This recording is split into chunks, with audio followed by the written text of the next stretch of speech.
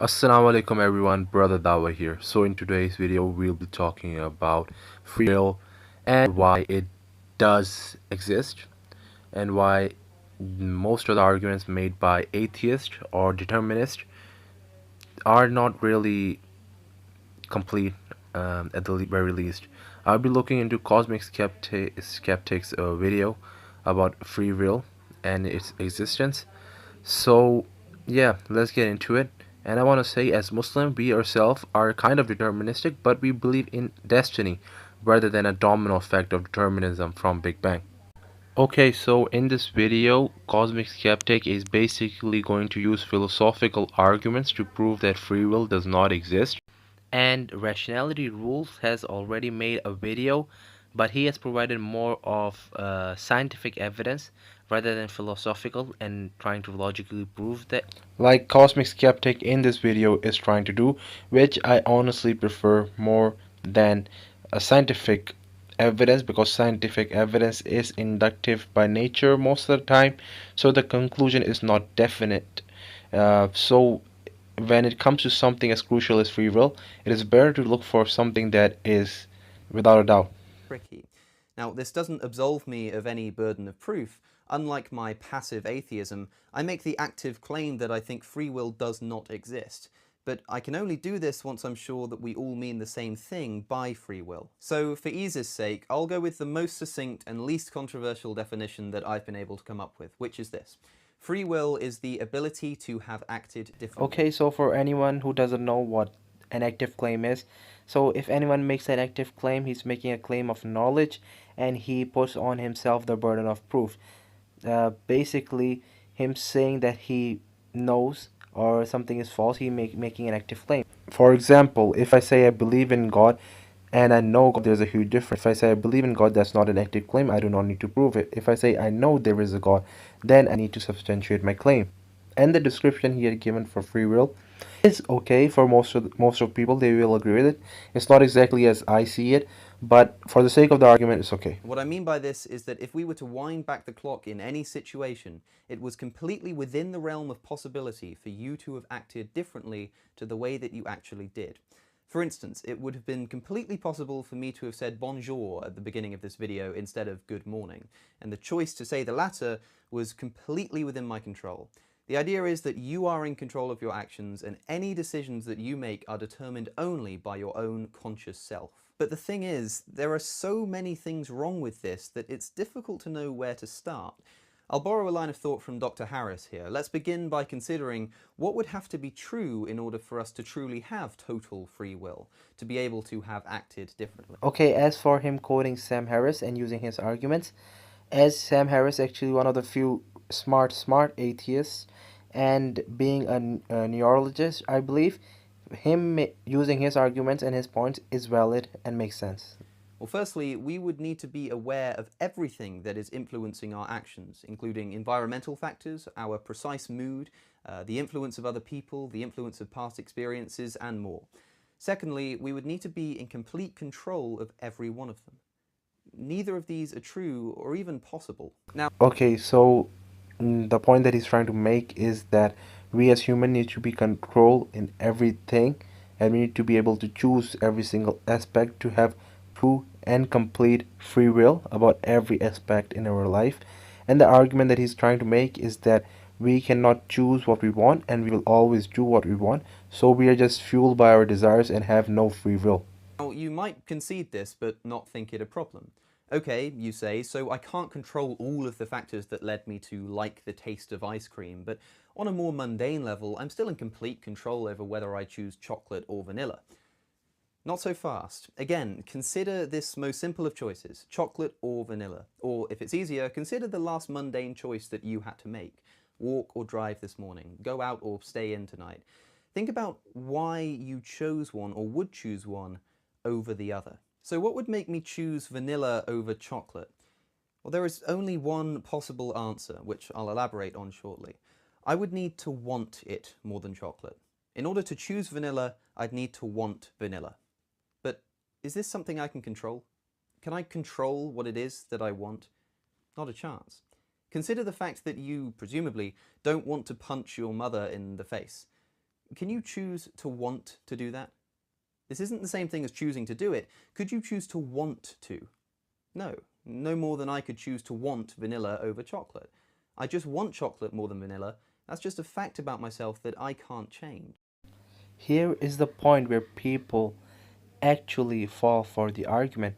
This argument is a very well constructed argument where people do understand it, especially the laymen who are not well versed in philosophy. It does mind boggle them, let's say.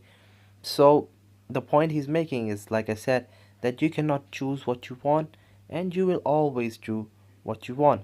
But you see, there is a slight issue that I clearly see happening, and I want to point that out.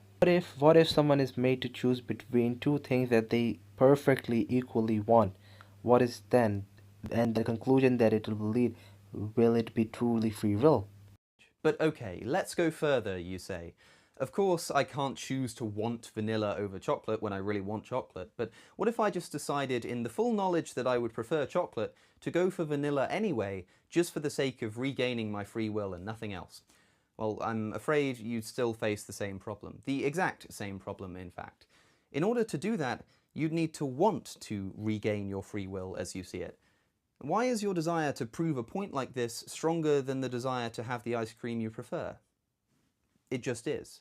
And if it happened not to be, you'd have chosen the ice cream that you do prefer. The key takeaway is this: you cannot determine your wants. Think of something you want. Try to not want it. Think of something you don't want and try to want it. It's not possible. And even if it were, in order to change a don't want into a want, you'd need to want it. And vice versa, to change a want into a don't want, you'd need to want to not want it. You simply can't control what you want. Okay, so first of all, I don't believe in the same concept of free will as he does. So the way that free will can work as well is if I say that true randomness does not exist. Anything that shows true randomness has free will or shows free will. Such as if you see true randomness, that in our universe, I'll say it is the will of God. If I see true randomness in humans, then I'll say it is free will. Because true randomness cannot actually exist, and I'll hopefully make a video on this topic again later It on. just is. Again, remember, you can't control the strengths or objects of your desires. It's they that control you. And if that doesn't unease you, repeat those words again to yourself until it does. So even when you don't want to do something but you do it anyway, this is only ever because of a stronger and equally uncontrollable desire to do something that requires you to do it. In other words, all of your actions really are controlled by your wants. And I really mean this. This is what really convinced me of the non-existence of free will. If you aren't convinced that everything you do is either because you want to or because you're forced to, please pause the video and just really think about this. I promise that any example you can think of has a hidden want lying behind it. Okay, so first of all, we don't have any definitive empirical or otherwise evidence that free will does not exist. It's still somewhat a leap of faith. I shouldn't be saying a leap of faith, but it's still not definitive. You can still believe in free will. It's just fine. You can believe there is no free will. Sure, go ahead. But you cannot say that you, without a doubt, know that there is no free will. That is just absurd because we have not reached a specific conclusion on that. So, if someone is able to definitively prove it, I'll be totally happy to accept it, but that is definitely not the case. And the reason why I believe in free will is because of very specific reasons. First of all, it's intuitive. It is as intuitive as our world or our reality being real. The fact that we are not in a simulation, that's very intuitive. It is as intuitive as our rationality being rational. So, someone saying that free will doesn't exist has to start questioning some other intuition and innate truths. Okay, first of all, I believe that Cosmic Skeptic in his another video about free will has talked about being a determinist but not a fatalist, meaning he does agree there's a possibility that true randomness can exist. So, if free will is true randomness, then even under determinism, true randomness can exist, hence free will can exist. So there's still a possibility of free will existing, and we have enough evidence intuitively to conclude that free will does exist. But that's one way to look into it. But there's also another way. Or you can look at it like this: you have two things that you want equally, and you will get one of them, and you need to choose only one of them.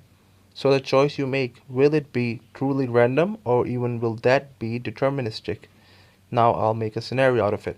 Let's say you have a choice of two ice creams. You want both of them equally, but each of them is $1, and you have $1 and you're hungry. Okay?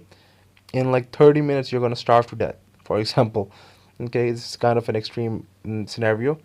You're gonna starve to death. So by the end of the 30th minute, you have to have eaten at least one of them, and you can only eat one of them. But you want each of them equally, and there's literally no difference between them. You will the time you'll get one of them is same, the energy and nutrition you'll get one of them is same, each of them is same, and you want them both equally. So the want is exactly the same.